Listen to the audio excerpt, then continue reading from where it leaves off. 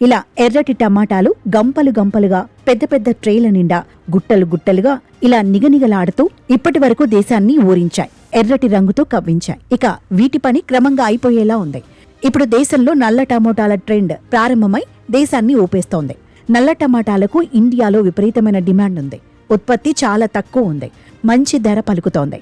రైతులకు భారీ లాభాలొస్తున్నాయి. టమాటాలు రుచిలో కూడా ప్రత్యేకతను కలిగి ఉంది. నల్ల టమాటాలు సగటున 8 నుండి 12 ఔన్సుల బరువు కలిగి ఉంటాయి. మీరు కనుక నల్ల టమాటాల్ని పండించి మార్కెట్కి తీసుకెళ్తే వెంటనే ప్రజలు కొనిస్తారు. ఎందుకంటే ఇవి ఎలా ఉంటాయో ట్రై చేద్దామనే ఉద్దేశంతో చాలా మంది కొనుక్కుంటారు. ఎర్ర టమాటాల కంటే నల్ల టమాటాలకు డిమాండ్ ఎక్కువ. ఎందుకంటే క్యాన్సర్ని అడ్డుకోవడంలో ఈ టమాటాలు బాగా పనిచేస్తున్నాయి. క్యాన్సర్ ట్రీట్మెంట్లో వీటిని ఉపయోగిస్తున్నారు. గుండె జబ్బులు, మధుమేహం,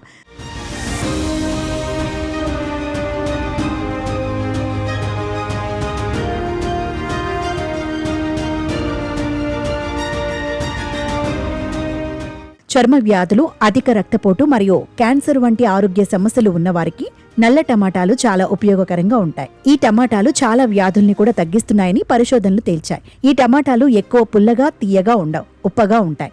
బరువు తగ్గడానికి, షుగర్ లెవెల్స్ తగ్గించడానికి, కొలెస్ట్రాల్ తగ్గించడానికి వీటిని ఎక్కువగా వాడతారు. ఎర్ర టమాటాలు ఎలా పండిస్తారో నల్ల టమాటాలు కూడా అలాగే సాగు చేస్తారు. వేడి వాతావరణం ఉండాలి. భారత వాతావరణం బాగా సూట్ అవుతుంది. ఈ నల్ల టమాటాలు మన దేశంలోనూ సాగు చేస్తున్నారు.